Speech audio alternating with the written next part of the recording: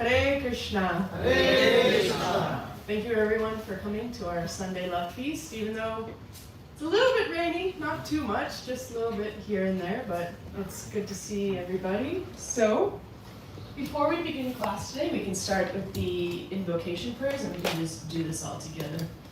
Om Jnana-Timirandasya Jnana-Dharma-Shalakaya Chakshurunmilitam-yena Tasmai Shri Gurave Namah Shri Chaitanya-Manobhishtam Sthapitam yena Bhutale Swayam Rupa Gadamaham Dadati Swapadantikam Vandeham Shri Guru Shri Udatarakamanam Shri Guru Vaishnavamscha Shri Rupam Sagrajatam Saranarika Shri Sajivam Sarvaitam Savadutam Vaidya Sahitam Krishna Chaitanya Devam Shri Radha Krishna Padam Sagana Lalita Shri Vishakamitamscha He Krishna Karuna Sindhu Dinabandhu Jagadapate Gopesha Gopika Kanta Radha Kanta Namostude Taptakanchana Gaurangi Radhe Vrindavaneshwari Vrishabhanusude Devi Pranamami Harive Vancha Kalpatarubhascha Kripa Sindhureva Cha Patitanam Pavanebhyo Vaishnavebhyo Namo Namah Jai Shri Krishna Chaitanya Prabhu Nityananda Shri Advaita Gadadhara Shivasari Gaura Bhaktavrinda Hare Krishna Krishna Krishna Hare Hare Hare Rama Rama Rama Hare Hare Namo Vishnu Padaya Krishna Prishthaya Bhutale Srimate Bhaktivedanta Swami Niti Namine Namaste Saraswati Deve Gauravani Pracharine Nirvishesha Shunyavadi Paschatya Deshakarine. Okay, you're gonna have to bear with me today. It's not the same on this as it is on this, so it's what it is. So, today we're reading the last verse of the 7th chapter of the Bhagavad Gita. So, the 7th chapter is the start of the middle third of the Bhagavad Gita. And this middle third talks about Bhakti Yoga. Does anybody know what the first section of Bhagavad Gita talks about? Karma. Karma Yoga. What about the last part? Yes, Jnana Yoga, yes. Yeah. So this is kind of the middle. And so when I was a kid, me, my dad, and my 2 brothers, we would read from the 7th chapter almost every night. And it was just the Sanskrit and translations. We didn't have time to read all the purports, unfortunately, but every day we would recite this. And as we got older, we added the chapter, so eventually we would read chapter 7 through chapter 10. Does anybody know, though, the title of chapter 7? Glories of devotion. No. Good guess. Can you give a hint? One word of this. To give 3 options. 3 options. 3 options. ABC. Is it No, it's is not it the word the? You're closer, Prabhu, though. One of the words is correct. The? Knowledge. The? No, transcendental knowledge is what he has. There's no the. There's no the. There is a absolute. There is a the. In this one, but when the what he said. Oh. Yes, Oh. there's the in this one. Okay, good. Okay. Good. Yeah. Most Yeah. confidential. This- Most Knowledge? confidential knowledge. Close. No. That's That's chapter chapter 9. 15. That's chapter 9. Knowledge with absolute. Yes. No! Yes. Knowledge of the absolute, and that Absolute. honestly describes what we're going to talk about today, knowledge of the absolute. So we can start with the verse. Can you close that small search there? That says chat. Death. Please. Oh, Krishna. Not today. Yeah, I was doing a little bit of research, so a little foreshadowing, Ah. hopefully. Oh boy. Okay. And I'll just say it and you can repeat it. Sari bhutari daivam mam. Sari Bhutari Daivam. Sari agnam chaye vidu. Sadi Yagnam Chaye Vidu. Prayana kale pichamam. Prayana Kale Pichamam. Devi duryukta chetasa. Devi Duryukta Chetasa. Sari bhutari daivam mam. Sadi Bhutari Daivam. Sari agnam chaye vidu. Sadi Yagnam Chaye Vidu. Prayana kale pichamam. Prayana Kale Pichamam. Devi duryukta chetasa. Devi Duryukta Chetasa. Anyone want to give it a try? Sadi Bhutadi Daivamam Sadi Bhutari Daivam. Sadiyakam Chaye Vidu Sadi Yagnam Chaye Vidu. Yanakale Pichamam Prayana Kale Pichamam. Devi Duryukta Chetasa Devi Duryukta Chetasa. Sari Bhutari Daivam Mam. Sadi Bhutari Daivam. Sari Yagam Chaye Vidu. Sadi Yagnam Chaye Vidu.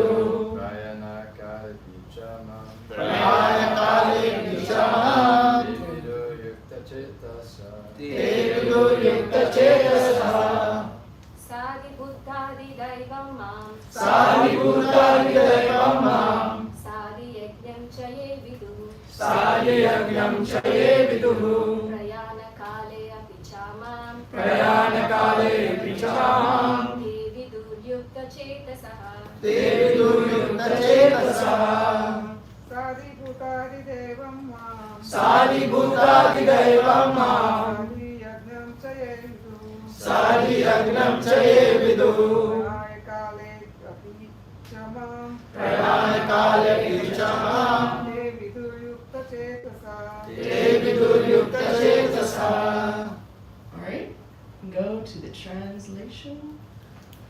Does anybody want to read the translation? And then after you finish, give me a key phrase that you got from the translation. Anybody? Those in full consciousness of me, who know me, the Supreme Lord, to be the governing principle of the material manifestation of the demigods and of all methods of sacrifice, can understand and know me, the Supreme Personality of Godhead, even at the time of death. So what's your key word? I want to say death, but I feel like it's a trap. I mean, no, it's not a trap. It's a good word. I want to say Not really, but- full. Full? Okay. Full. Okay. Any other words? Governing principle? Governing principle? Yeah, that's a good one. Understand.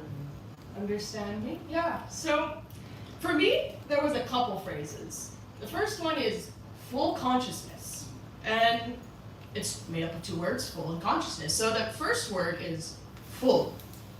Now, everybody knows what full means, but if you have a cup that's filled to the brim with liquid, you know, sometimes when you have water, it kind of like does that little bubble thing. Yeah. It's filled that much, and you're trying to add more liquid. What's going to happen to that cup?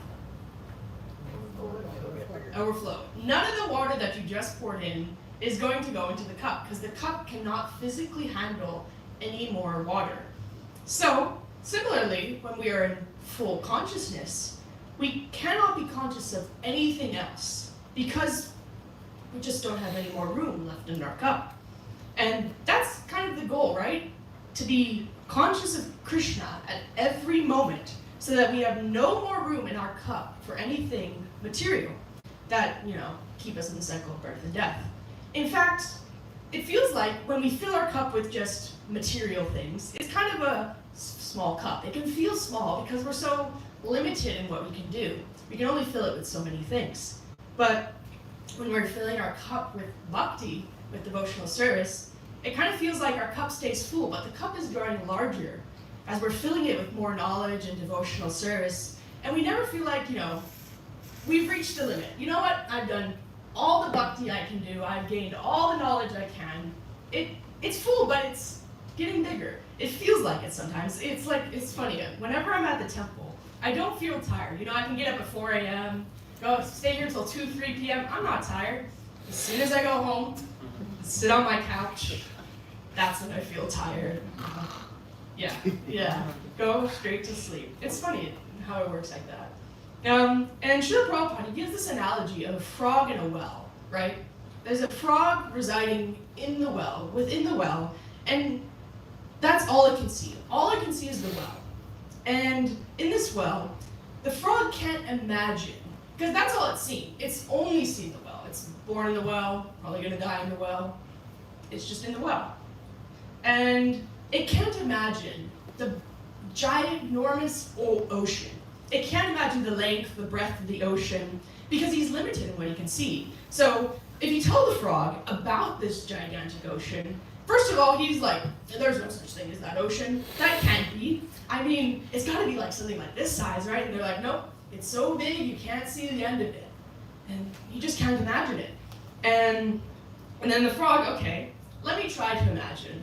And Srila Prabhupada says, the frog then begins to measure it by imagination, by means of pumping its belly as far as possible, with the result that the tiny abdomen of the frog bursts and the poor frog dies without any experience of the actual ocean.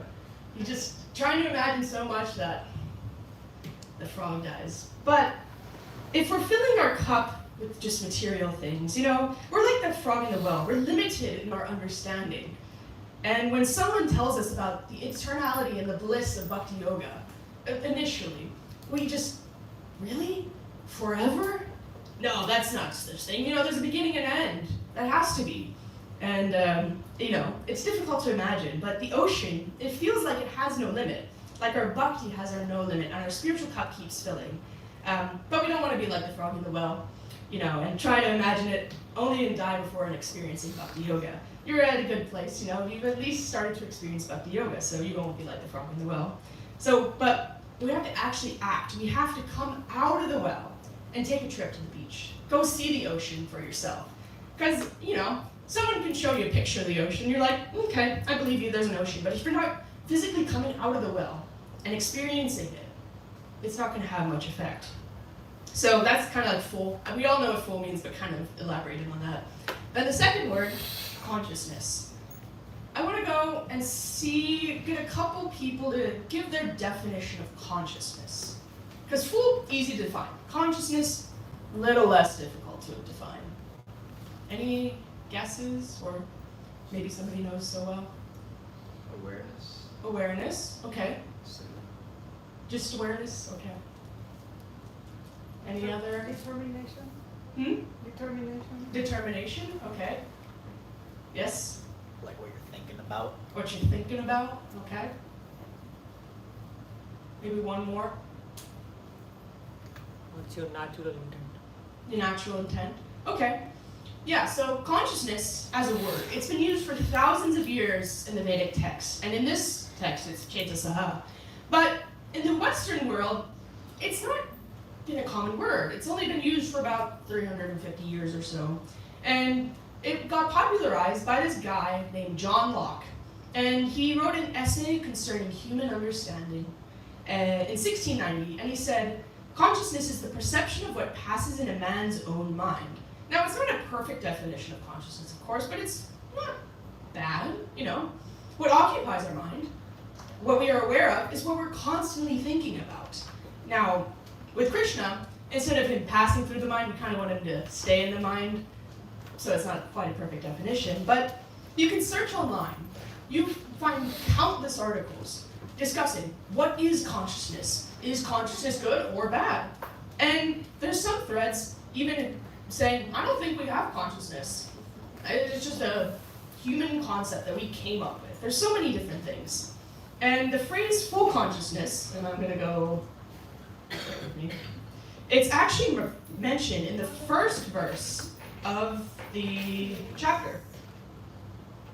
And It says, the Supreme Personality of Godhead said, "Now hear, O son of Pritha, how by practicing yoga in full consciousness of me, with mind attached to me, you can know me in full, free from doubt." So, it bookends the chapter, this phrase, full consciousness. And in a lecture Srila Prabhupada gave on this verse here, he uses the words actually full attachment, saying in the lecture, one who has developed attachment for Krishna, that is Krishna consciousness. And attachment to Krishna is an important distinction from material attachment. Now, when you first fall in love with someone, maybe some of you have experienced that, you become attached to them. You think about every interaction with them. The way they move, that makes your heart flutter. Their likes, their dislikes, every conversation replays in your head. Every single moment, just you're thinking, you're like, oh, I remember when they slightly waved at me. Oh, they must love me, Silly little things like that. The problem with this material attachment is it can be to people or things. I just gave an example of a person, but you can be attached to things. It can shift. Some people, they're very fortunate in their life, and all their attachment, sunshine and rainbows, everything goes right for them, right? Yeah. Everything goes right for you, huh? But a lot of times, this attachment can either go away, When you were a kid, you were attached to one thing, you're no longer attached to that toy, right? It can kind of stagnate, especially if you've been in a relationship for 30, 40, kind of just, we're just going through the motions. Or it can even turn into an unhealthy obsession. You might become so attached to them that you depend solely on them for happiness. And we can see this with addiction. When people are addicted to things like drugs, or even something mundane like cars, video games, they're addicted because they only feel happy when doing that and miserable otherwise, But when you're attached to Krishna, thinking about his likes, his pastimes, his features, there's no negative shift, right? That relationship can grow and flourish, but it can't stagnate or go away. Now, that sounds overly optimistic, but you just need a little bit of faith, a little bit of effort, and a lot of mercy. And maybe you can one day experience it yourself. And, maybe a few other things you might need, but, we'll start there. So, full consciousness, in my limited understanding, means always thinking about Krishna and doing everything for him and not thinking of anything else. And full consciousness is what Krishna's talking about the entire chapter. He starts with it, he ends with it. And so, Srila Prabhupada gives a nice summary of the chapter in the purport, so we'll read the purport later. But if you don't believe me, you might ask, why is this full consciousness of Krishna important? And that brings me to my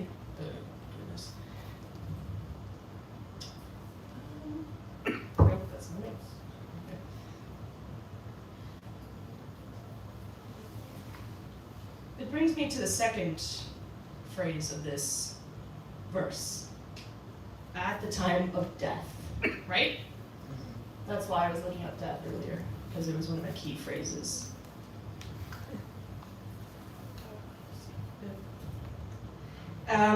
So, what is more important than the time of death? The time of life.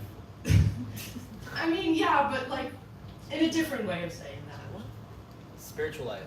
Spiritual life, okay. What else? Kind of how do we phrase that? Remembering Krishna. Remembering Krishna? What about preparing for the moment of death? Before the Right. Otherwise, you're at the time of death and you haven't prepared. Oh boy. It's like if you haven't prepared for an exam, it's not going to be good. So, Krishna in this last verse is describing the outcome of being in full consciousness, saying, if you're in full consciousness, you can understand and know me even at the time of death.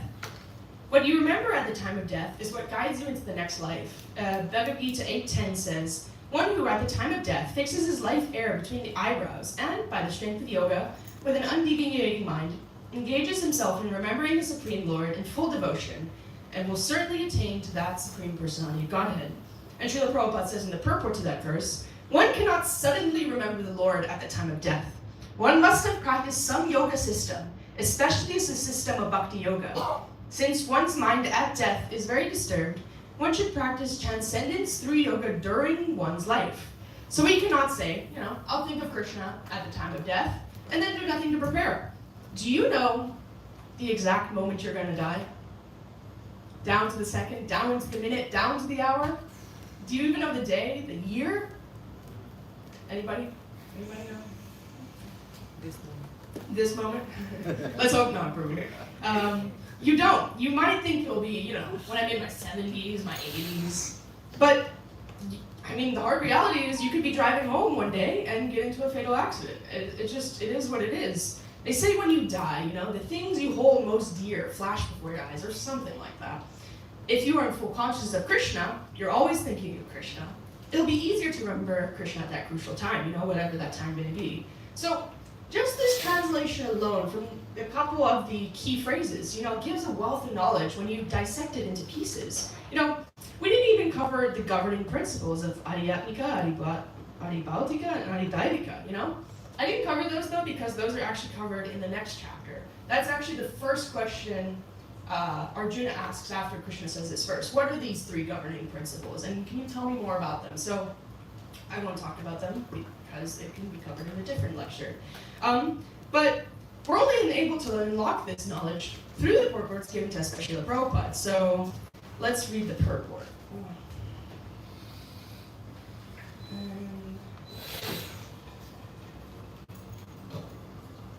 Okay, so can somebody read this? Just ask someone.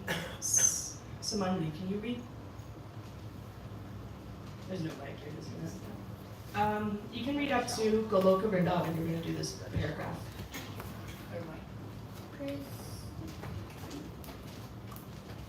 Persons acting in Krishna consciousness are never deviated from the path of entirely understanding the Supreme Personality of Godhead.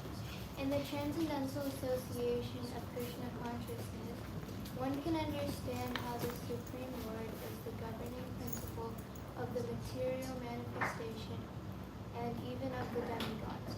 Gradually, by such transcendental association, one becomes convinced of the Supreme Personality of Godhead. And at the time of death, such a Krishna-conscious person can never forget Krishna. Naturally, he is thus promoted to the planet of the Supreme Lord Goloka Vrindavan. Anything you got from this section of the purport? I think mainly we need to remember Krishna at the time of death so we can go to Goloka Vrindavan. I like that. I like that little summary. That's Jai, kind of Jai, Jai. talking about the goal. At the time of death, remember Krishna and go to Goloka Vrindavan. So, in this path of Krishna consciousness, we can understand different aspects of Krishna, understand different things about him. Like, for example, we learn from this text that he is the governing principle of 3 things, material manifestation, etc., and our eternal relationship with him. And once we reach that stage, we are never deviated from the path and are convinced that Krishna is the Supreme Lord, and which will help us at the time of death to go back to Godhead.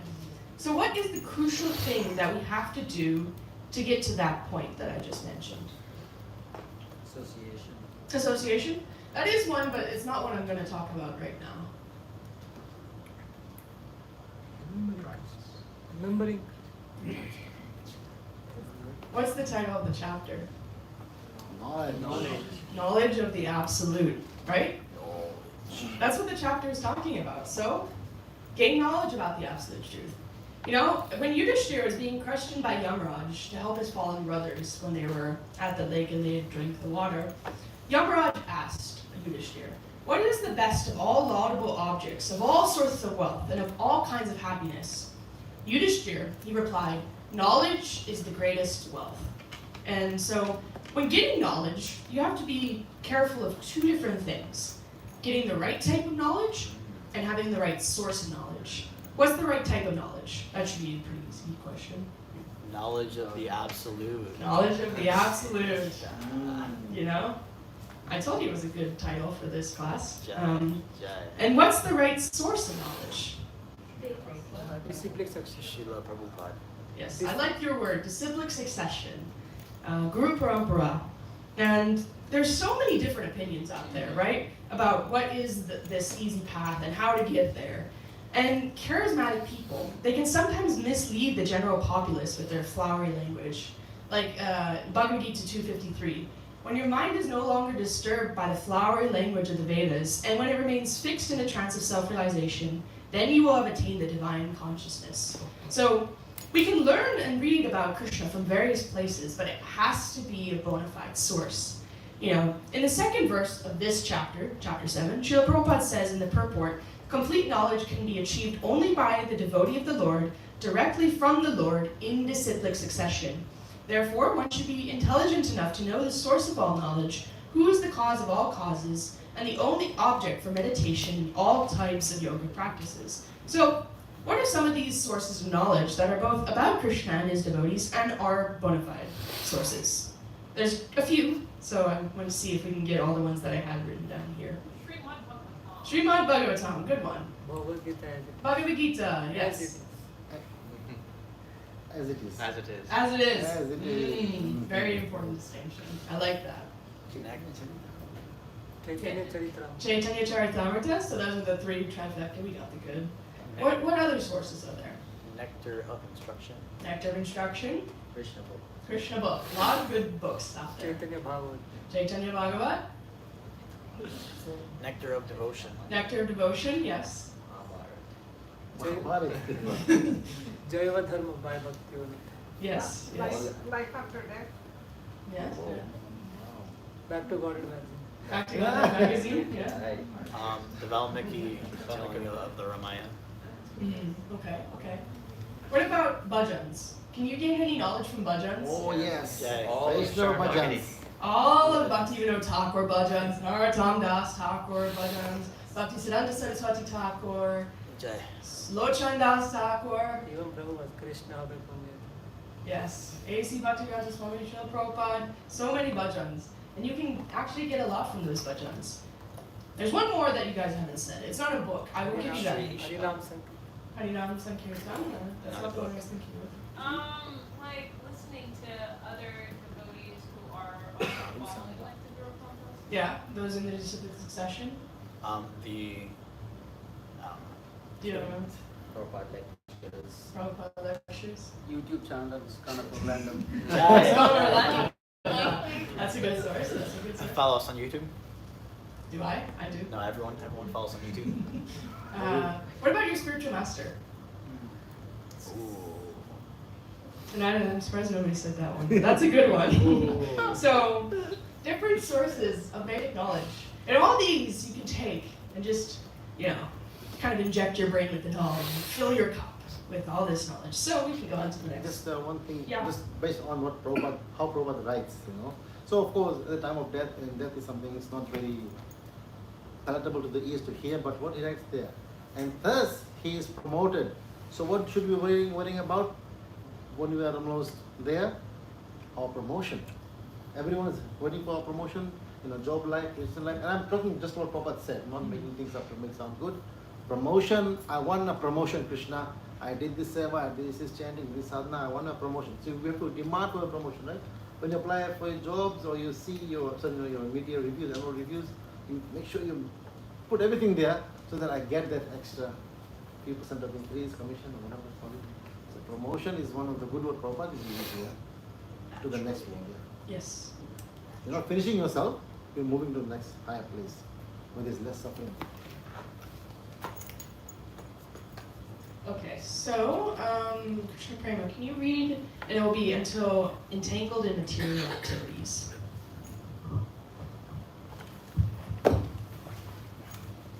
This seventh chapter particularly explains how one can become a fully Krishna conscious person. At the beginning of Krishna consciousness is association of persons who are Krishna conscious. Such association is spiritual and puts one directly in touch with the Supreme Lord. And by His grace, one can understand Krishna to be the Supreme Personality of Godhead. At the same time, one can really understand the constitutional position of the living entity and how the living entity forgets Krishna and becomes entangled in material activities. What do you take away from this section? Full Krishna consciousness is impossible without association. So you cannot do it on your own. This is not something that you can look at a YouTube tutorial and become Krishna conscious. As much as you watch the ISKCON Orlando official channel, if you watch, you also have to come to the temple. So you will only go so far on your own without actual association of people who have realized Krishna. You'll just be treading water, but you need to learn how to swim and then get out of the water. Yeah. Srila Prabhupada, he's very clear, you know. The beginning of Krishna consciousness is association of persons who are Krishna conscious. There's that verse in Chaitanya Charitamrita. Sadhu Sangha, Sarva Shastrikaya, Lavamatra, Adu Sange, Sarva Siddhaya. The verdict of all revealed scriptures is that by even a moment's association with a pure devotee, one can attain all success. When you first plant a seed, and will it grow if you do nothing? No. Very rarely. Maybe it might sprout, but you know, if you have, especially if you have it indoors, and without water, a good source of sunlight, etc., it's going to eventually die. But what about if you nurture the seed? You know, you give it the proper amount of water, give it maybe a little fertilizer, give it the right amount of sunlight. What's going to happen to that plant? Sounds pretty good. It has a more likely chance of growing. That is true. It's not guaranteed. It has a more likely chance of growing. You know, it will grow into this big and beautiful plant. And I think here at the temple, we have a good program for nurturing our bhakti seeds. We're all like little plants in the little bhakti garden, Srila Prabhupada's bhakti garden. We're in the ISKCON of Orlando plot, right? You know, sometimes in gardens you have little plots, you know. We're here at that little plot. And, you know, we have many opportunities for association. You know, obviously we're here associating Sunday feasts. We do readings twice a week, you know. We have monthly Varnam starting back up, Save a Saturday. It was just yesterday, so if you are very sad that you missed it, don't worry, we'll come back next month. You know, any other association opportunities? So many. You know, you could just come to the temple every day. There's going to be somebody here, right? Usually. We should get good association, but we should also look at it the other way around. Are we giving good association? Are we asking our devotees around us, how's your japa going? Are we making any endeavor to associate with them by, you know, reading together, doing service together? You know, it is always more fun to do service with someone. You know, something we've been doing, you know, if something like washing pots, you have two people washing pots, and they can do it together and have a happy good time. You know, with this two-way process of nurturing association, it's not a one-way street. It can be. I mean, some relationships are one way, but you also have to give association. And especially in the community here, it's a good idea. You know, we can have a beautiful forest full of strong bhakti trees. That's the goal, at least. I mean, I can envision just a nice big forest here. And if we're not getting the quality association, what's the danger? It's like Yeah, withering away. Oh no. You know, we can have that negative influence, you know. There's a saying, you know, a man is judged by the company he keeps, right? And previously, in a different lecture, I was looking through my previous topics I'd done, and I gave the example of Kamsa as someone who was influenced by that association. Do we have another example, maybe, of somebody? Robin? Robin? Yeah. Yeah. Oh. That's a good one. That's a good one. Putna? Yeah. Hiranyakashipu? I think Vivida becomes a bad number. What's, Yeah, what's her name? She's Okay. Russian. Yeah, it was one of his moms. One of Ram's moms. KK. KK. Yeah, that's a good one. What about? Ajamil. Ajamil. Yeah, that's the one I was thinking of. You know, but I'm writing all these down for next time. You know, Ajamil, he grew up in a Brahmin family. He was performing his duties and, you know, was a good husband, good father, all these good, just a moment's association, you know, with a pure devotee, right? It says just a moment's association with a pure devotee, we can attain success. Sometimes a moment's association with something negative can be our downfall. You know, just like Ajamil. Ajamil, one day was walking, collecting, I think, kusha grass or something like that, and he saw a woman, and he was attracted, so much so, he abandoned his family, abandoned his prescribed duties. He would spend time cheating others and gambling. He kind of like threw his whole life away just after that one moment. You know, he did name his youngest son Narayan, and there's the whole pastime of he got saved by the Vishnu Dutas, but most of us, we won't be so lucky. So, what if we're not around devotees the whole time? You know, how can we get the association needed? You know, Prabhupada books. Prabhupada's books. Yes, Srila Prabhupada. We can always associate through his books, even through the phone, database.io. He's Srila Prabhupada's books. You know, Srila Prabhupada spent many, many hours, countless hours, not only translating, but providing the purports so that we can understand the knowledge. So we should endeavor to associate with Srila Prabhupada through his books, through his purports, even if we're getting association from other devotees. Like you mentioned earlier, it's good to have both. You can't just, you know, do one or do the other. It's good to have both. And even 10 minutes per day of reading Srila Prabhupada's book. 10 minutes is not that long. I can be on Instagram for 10 minutes and it feels like, you know, 10 minutes. it feels like that. So just 10 minutes. And Srila Prabhupada, he did emphasize his daily readings. He said, I am requesting all of my students to read my books very seriously every day without fail. You know, listening to lectures, somebody mentioned that's also a good way to association. So for the introverts and the extroverts, association works, you know. So it comes back to that point though, full consciousness, all the time thinking about Krishna. Not just the full few hours here at the temple. Full consciousness means full consciousness.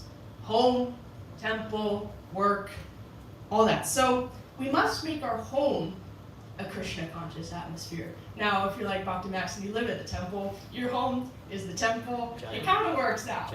But for, I think most of us in the room, we have our temple here and then we have our home. You know, so make your home a Krishna conscious atmosphere. Put up pictures of Krishna, like on the wall I have a picture of Shishini Tagore Nataraj. And you know, every time morning I wake up, I get to see them and I'm like, oh, thank you Krishna for letting me, I guess, wake up in the morning. So have the physical copy of the books too. Like it's nice to have a database, but there's also the power of the physical copy in the Bhagavad Gita. For me, it makes it easier to sit down and read if I have the physical copy. Because if I'm on my phone, I get a notification. Oh, yeah, let me reply to this person. And then 10 minutes later, I'm not reading anymore. So if you have family, you know, some of you have children, some of you have brothers, sisters, etc., engage them too. You know, when I was younger, I mentioned that we read the Bhagavad Gita as a family, but, you know, we were younger at one point. We didn't usually understand when we were reading the Bhagavad Gita. It was something we kind of recited because we were kids. We didn't really understand. Governing principle, I don't know what that means, especially when I was like 7. So my dad, he would also read other books that we would find more interesting. Ramayana, Mahabharata. I was excited every day for the Ramayana reading or the Mahabharata reading. And one series my dad would read is Nimai and the Mouse. Has anybody ever heard of this Nimai and the Mouse? Really? One person? Maybe I am old. Oh no.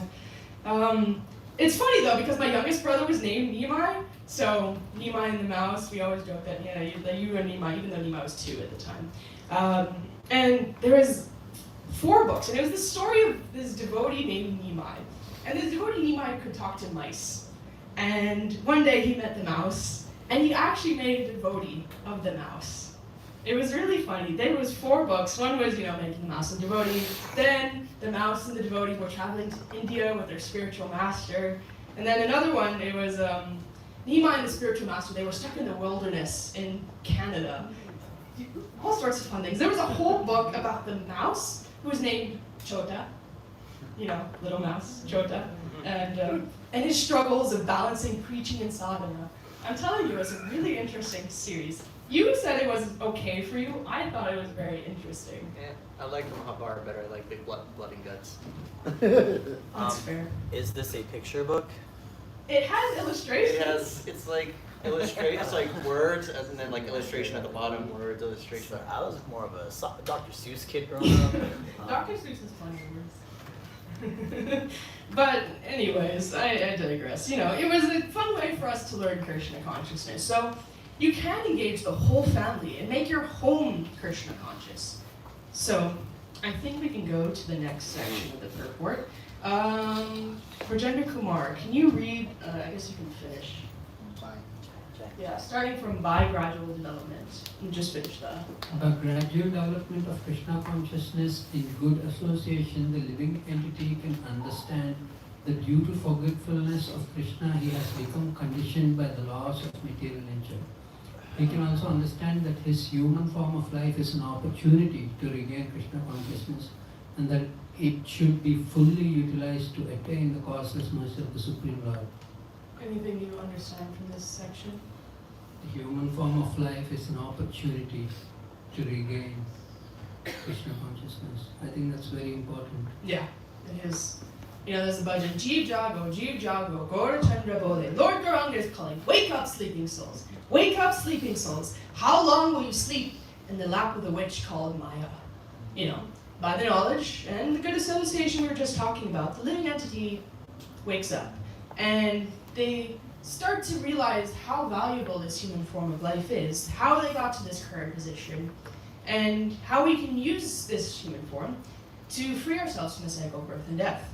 You know, and it reminds me, we do 10-minute calls, and it reminds me of the most recent verse we did in our 10-minute call, which was Bhagavad Gita 3:28. And I'll pull it up for those who weren't able to read it this week. Yes. You know, it says, one who is in knowledge of the absolute truth, Almighty Arm, does not engage himself in the senses and sense gratification, knowing well the difference between work and devotion and work for fruit of results. So, the person who has the knowledge, he knows about his position in the material world, and he knows that he's the part and parcel of the Supreme Lord. And he knows that whatever happens, good or bad, is because of the mercy of the Lord. So, that person is not affected by material results. But Srila Prabhupada in the purport, he describes this as an awkward situation. Why did Srila Prabhupada use the specific words awkward situation?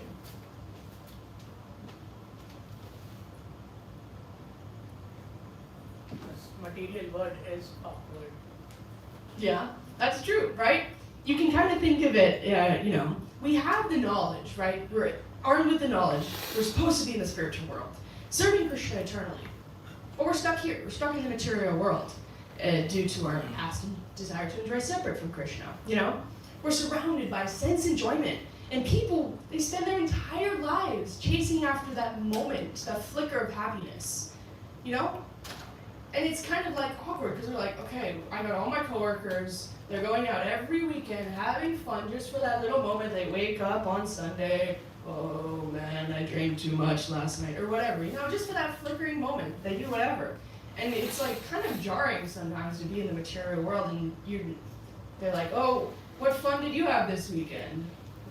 I was, you know, I don't want to say, oh yeah, I was preparing for my class. I was, you know, they're just going to look at me like, you didn't try to have fun? It's very interesting.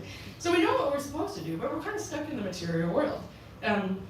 Thankfully, the devotee, he knows how to navigate the material world, and what does he do? He dovetails. He dovetails his activities in the service of the Lord. You know, it's something practical. It doesn't require rearranging your whole life.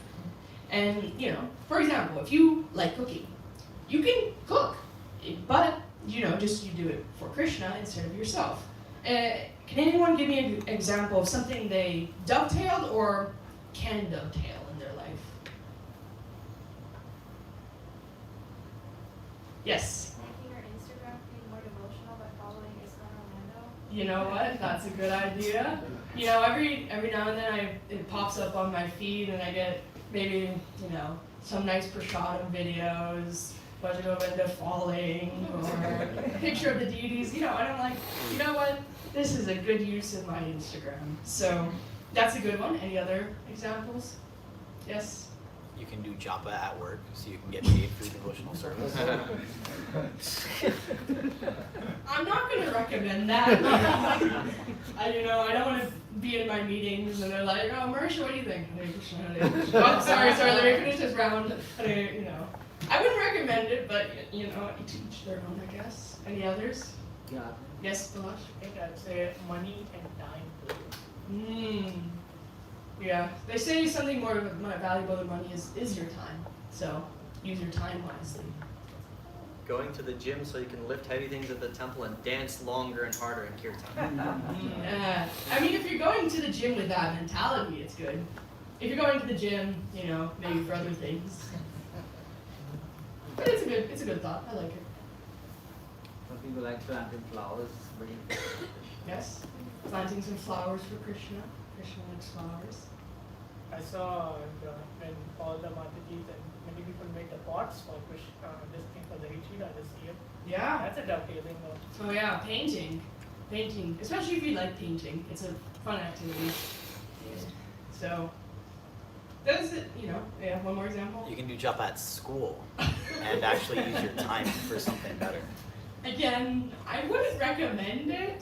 Do you do japa at school? Yeah. What do you do at school, man? I mean, they just waste my time. So I'm spending my time well. But you're supposed to do your japa with full consciousness. I'm pretty conscious. Maybe they don't call on you at school, huh? They're not like, hey, what do you think? And you're just like in the back, Hare Krishna, Hare Krishna. Well, that's what the backseat's for. It's for chanting. Again, not gonna recommend it, but you do you, bro. I mean, unless you work from home, you could change it. I guess. Again, maybe not recommended, but everybody has their own way of dovetailing, I guess. And by doing this dovetailing, naturally you're losing taste for the material things. Like I said, material happiness is only temporary. And the bliss that we get from spiritual activities, it's more permanent. I was talking to someone recently. I went for a family thing, and I told this person, I'm never drinking alcohol, and they were just like taken aback, very surprised. Really? No alcohol, meat, nothing? And they're like, no. And they're like, I grew up, and as soon as I turned this age, I wanted to drink, I wanted to smoke, and you never wanted to? And I was just like, no.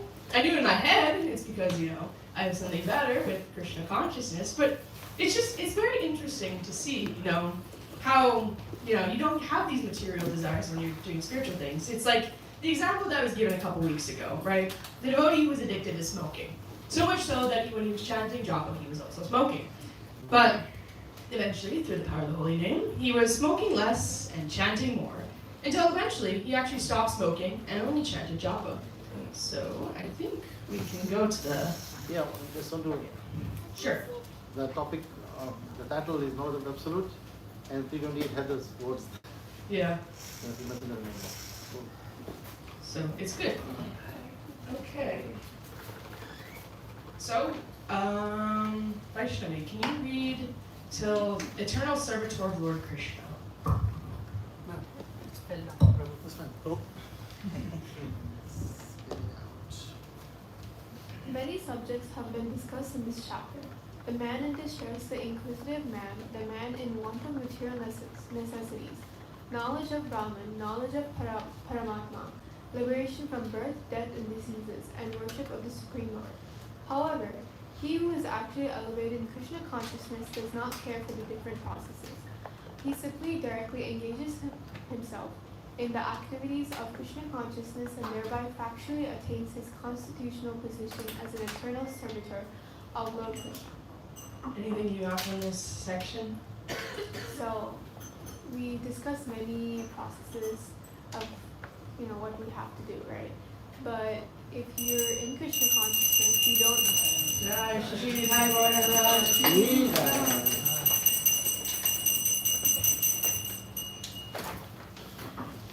So they listed a bunch of processes that we discussed. But if you're in Krishna consciousness, you don't really need to focus on them, but all we need to do is do whatever activities, come to temple, do service, anything like that, to be engaged in Krishna consciousness. So that's what allows us to reach Krishna. Yeah, that's a good summary.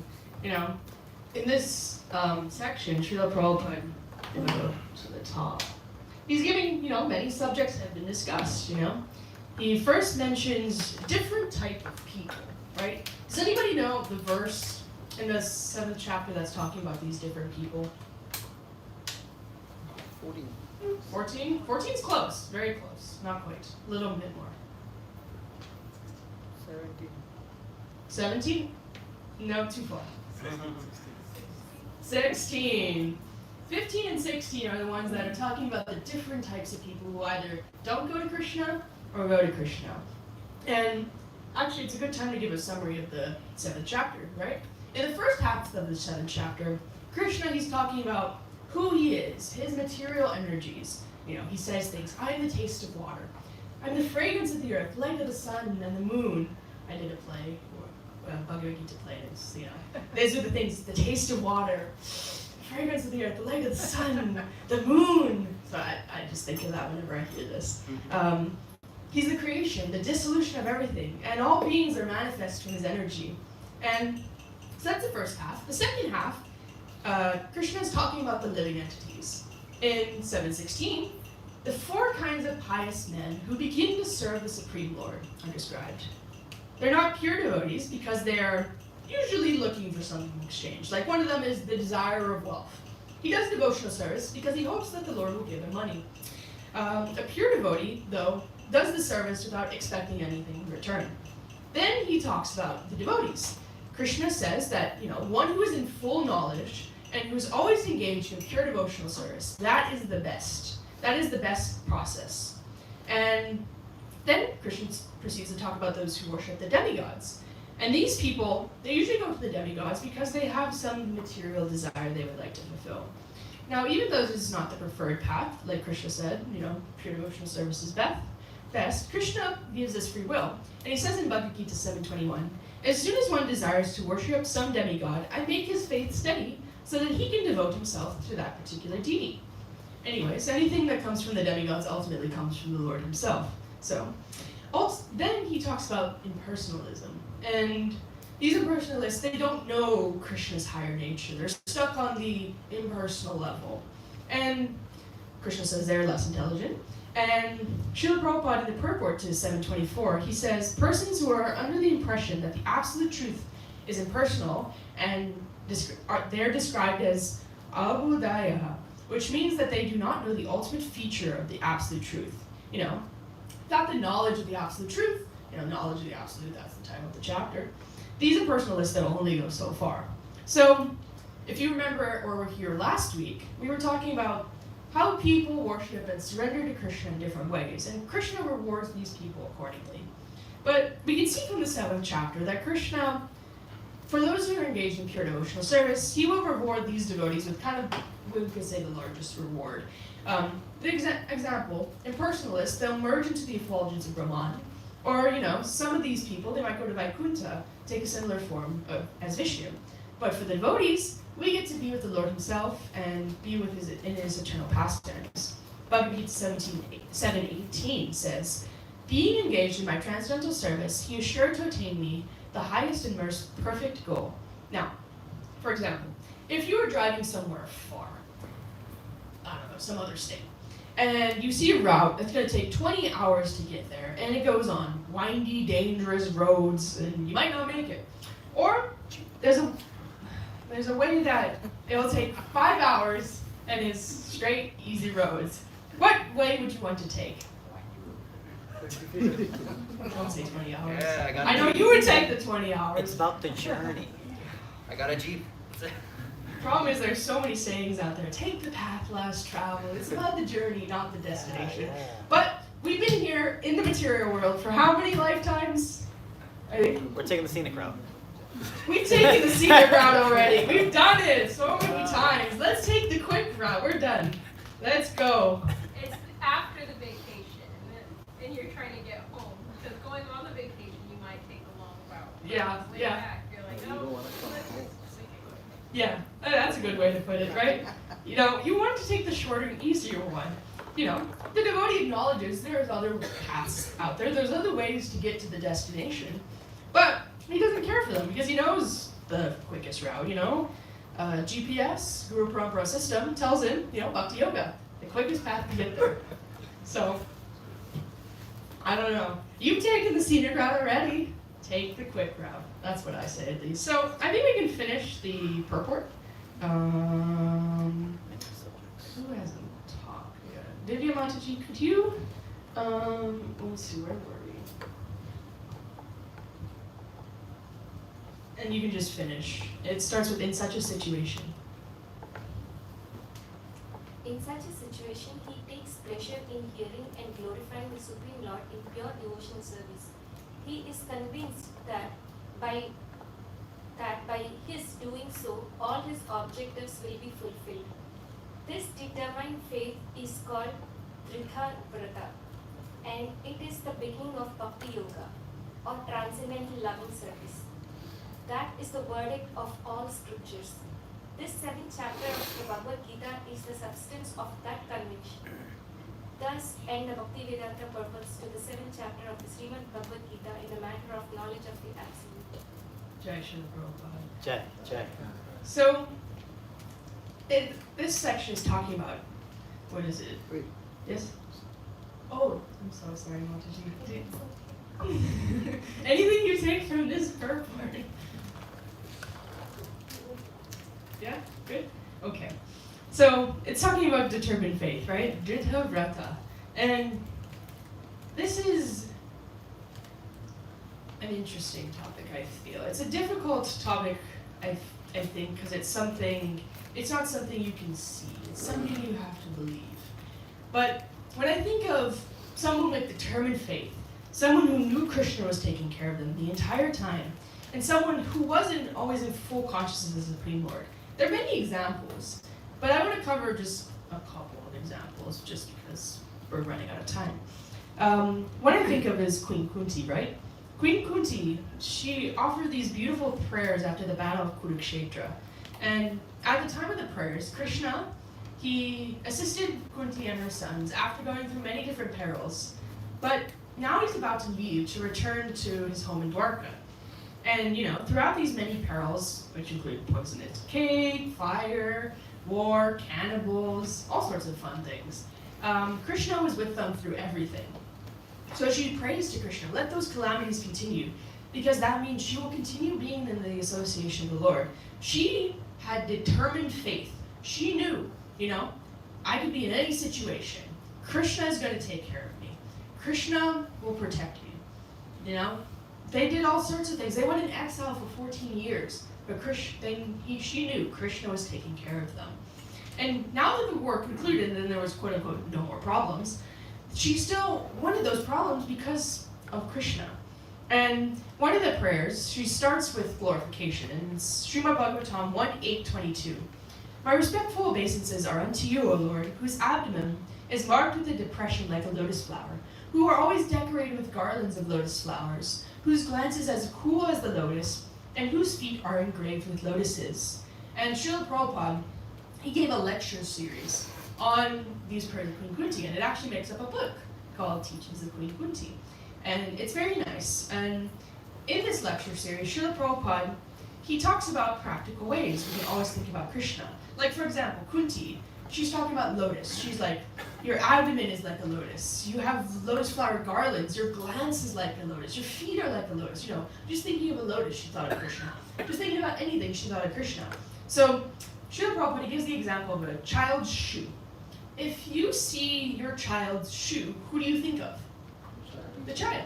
Even though the child is not there, they may be off in a different room or a different place, but you see their shoe and you think of the child. Even by, if you think of water, everybody's got to drink water. I hope everybody drinks water. But you can experience that taste of water in your tongue. Krishna is the taste of water. I am the taste of water in 7:8. One may come to know Krishna just by drinking water, and every time you take a sip of water, that's Krishna. He's the taste of water. Very good example. Just begin in this way, and one day you might be there. And he even tells the drunkards, those who are going out and drinking every day, when drinking wine, kindly remember that the taste of the drink is Krishna. Just by beginning this way, and one day you will become a saintly Krishna conscious person. Now that doesn't give us an excuse to drink wine and think of Krishna, but there's different ways you can think of a sunset. That's Krishna. You can think of the trees, the flowers. That's Krishna. And Queen Kunti concludes her prayers. As the Ganges flow to the sea without hindrance, let my attraction be constantly drawn unto you, without being diverted to anyone else. And that is full consciousness, right? And then another person that I think about, of course, is Srila Prabhupada.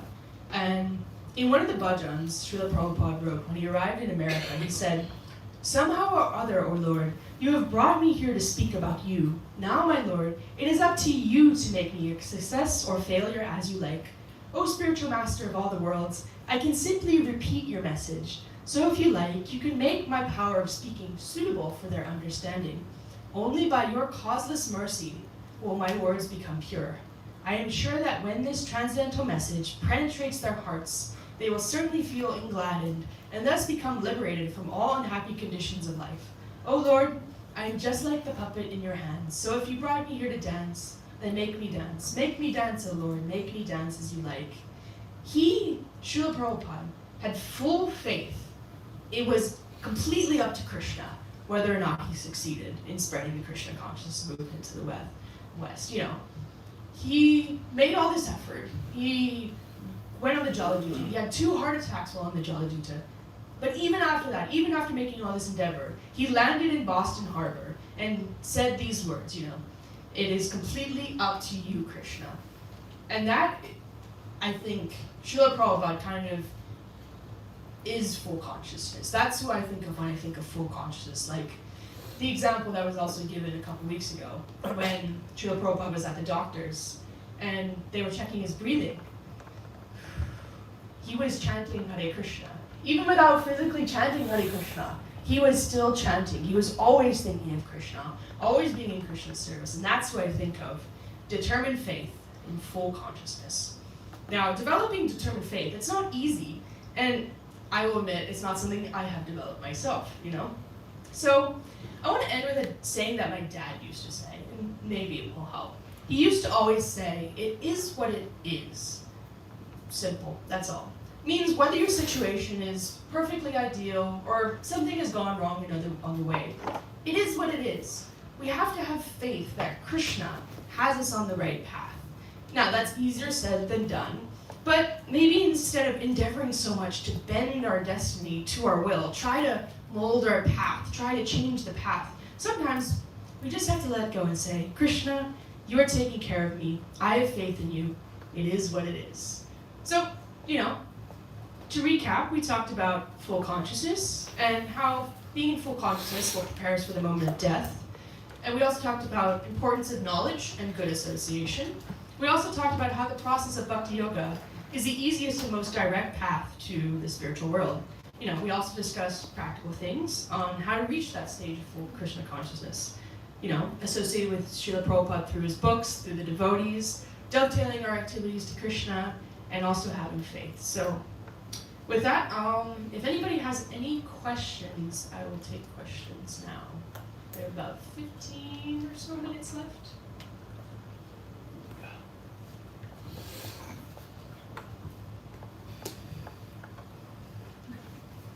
Yes, Max. Dr. Max.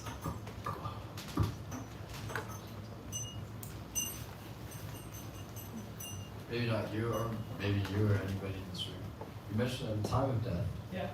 The mind is disturbed, right? And I hear a lot of things sometimes about the time of death and practicing for the time of death, for instance. Yeah.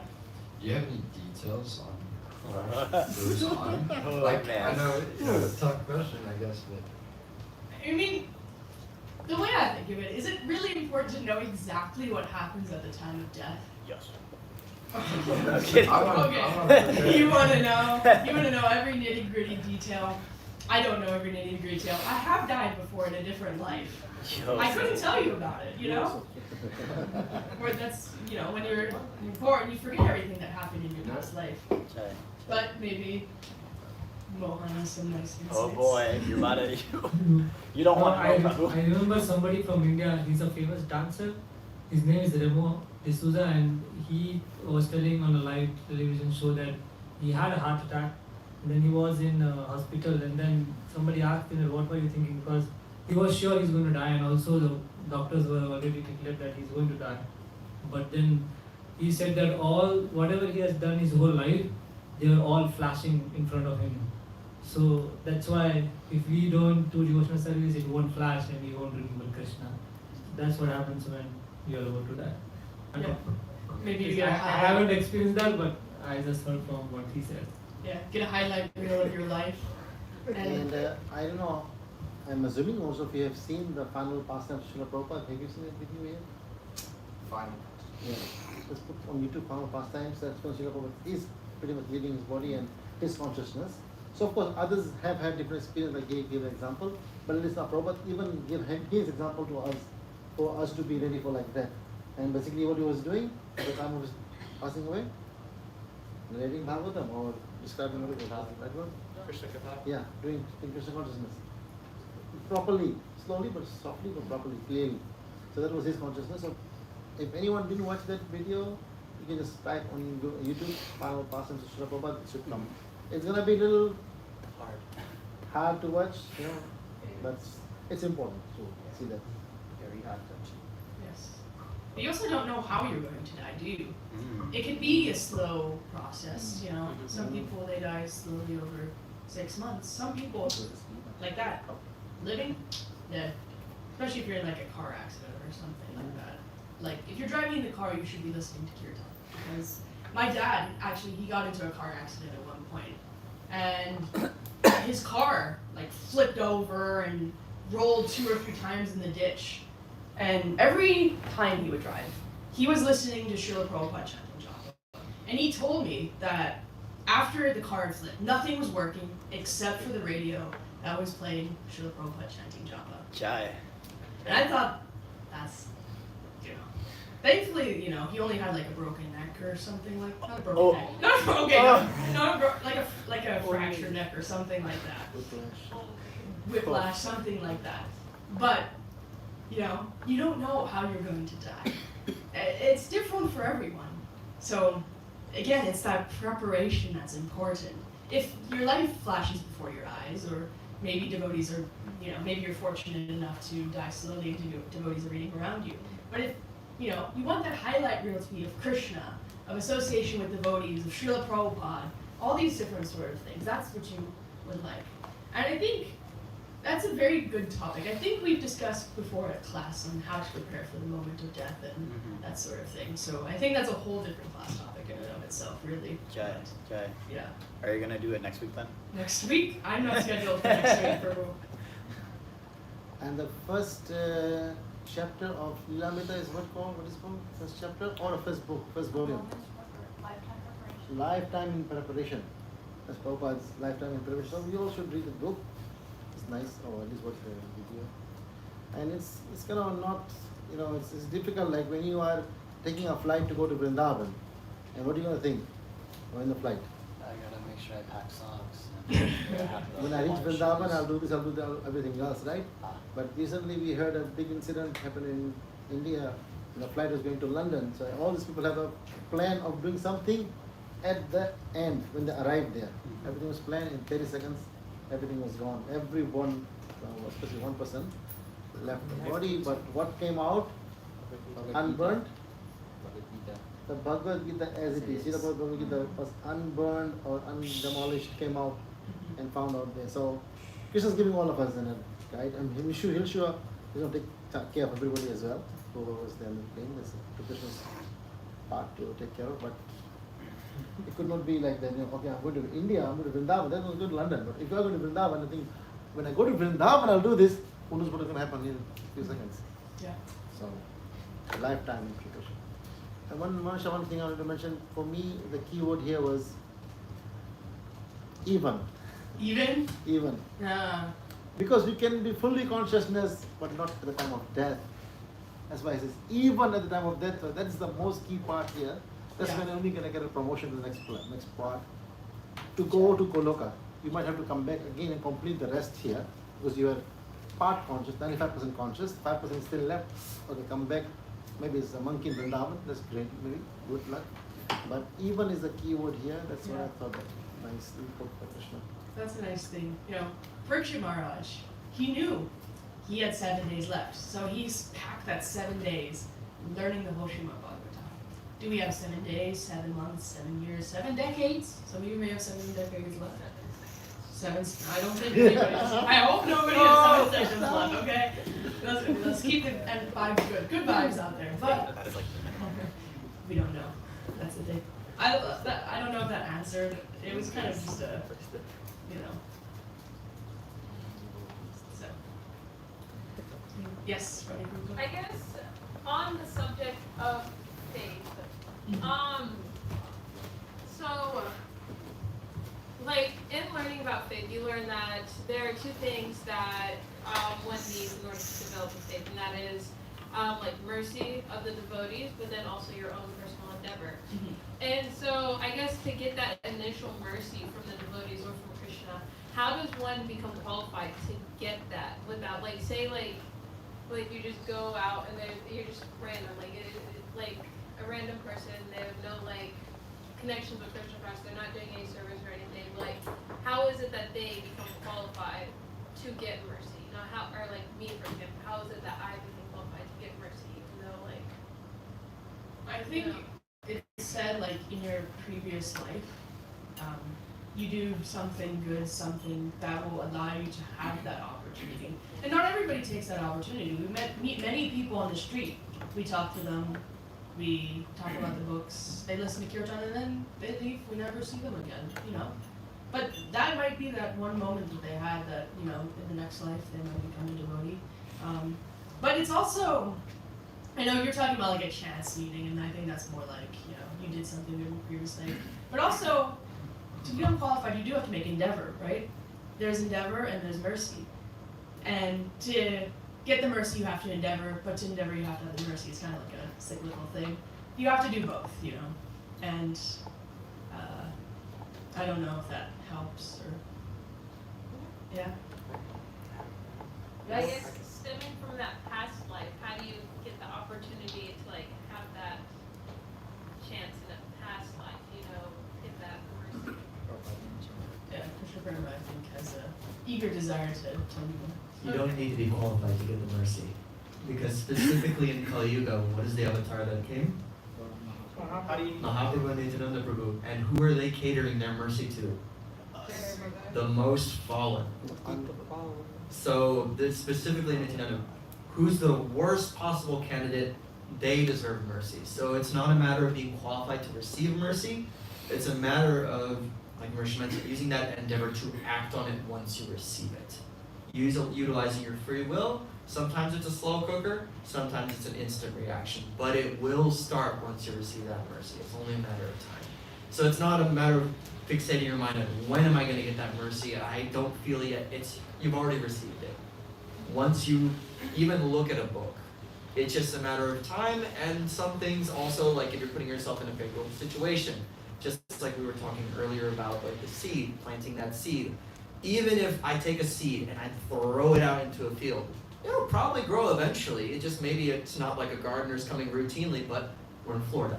The rain falls all the time at natural intervals. That plant's going to naturally grow. Once Krishna notices that one of his bona fide messengers has already sowed a seed, he is the master of everything. Not a blade of grass moves without Krishna's will, so he will naturally send primers to continue to nourish that seed until eventually it sprouts. So it's more so just have faith in your own free will and have faith in your endeavor to actually want to use the mercy. I like that explanation, thank you. So what mercy are you going to give someone totally new? You got it now. Totally new. How will you do that? Giving prashadam. Yeah, that's one thing. But you will be out there. That's right. So we all have to be out there. Yeah. In terms of Harinam, there's a book distribution, everything. So when someone came to you, you said yes. In the beginning, someone came to you, let's go to temple. For the master, you came, right? Yeah. At that point, this is another temple, another church, as anything else. But now you know it's much different. It's the place to be.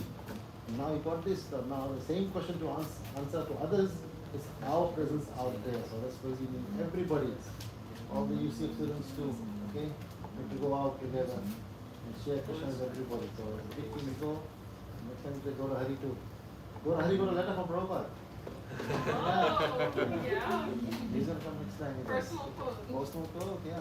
So that's how we all have to go. So this is when we also have to become, I got this chance. Now let me just become more curious to ask more questions to see. And questions can be anything. Anything, right? Someone came yesterday and asking me, I'm not a religious person because I want to see God. Right? Then I asked him a simple question. Okay, seeing God is fine, you'll see God too. But do you feel God also? No. I said, no one talked to me like the feeling part. I said, yeah, it's all about feeling. So when you start feeling it, then you're seeing it. So Simple answer to them. And directly convince them, yes, it's possible. Otherwise, everyone will do this is the hardcore thing right now. This has to be done through internally first, internalize it, and then comes out. Yes. Time for like one more question, if anybody has. Not question, but I have one point. Yes. Based on the topics you were discussing, Yes. the human form of life, and someone was very surprised, maybe in your association office, that you don't drink, eat meat and all. So I remember one point from His Divine Grace Radhanath Swami's class, that how like the devotees and non-devotees behave. Like so, like a non-devotee will see a devotee person, and then he will think they will think that the person who is wearing this dhoti kurta and then not eating meat, drinking anything, why he is wasting his life? His human life is for enjoying, having fun, everything. And surprisingly, because they don't know the position of the exalted devotee, right? So the devotee also thinks the same thing, that this person is eating, doing all the nonsense activities in material world, and then wasting this valuable. It's not even value. There is no value of. We can't even compare the value of this human form of life. So it is like invaluable. So they are wasting when just doing the material activities, which is not going to take them anywhere. Yes, that's a good point. Yes. Just to add to that, the consciousness that we have been discussing today, full consciousness of me. Now, when you come to Hare Krishna, we hear about some of the things that we don't do. What we don't eat, it's not only meat, but further down to it, eggs, fish, onions, and garlic. So these things are going to affect my consciousness, remembering Krishna. Even though these things are considered vegetarian, onion and garlic, but still this is going to affect my scientifically. They're considered as medicine, right? So do you eat medicine every day? No, only when you're sick. You don't eat medicine anyways, right? So the consciousness in me, oh, Krishna doesn't like this thing, I should not eat this. So that's why it's helping me to remember him more by not doing things. So some of the things that we don't do help us to remember Krishna at the same time. So it's another way to see the consciousness, because you can't think of Krishna all the time. By doing things that Krishna doesn't like us to do is also consciousness, or being conscious of Krishna. It's not about like that's what we eat. It's like anything that affects our consciousness negatively towards Krishna, we should try to avoid. You know, Prajalpa is one. So yeah, no, it's like anything that affects our consciousness negatively, we should try to avoid. Yes. Yes. Thank you all for coming.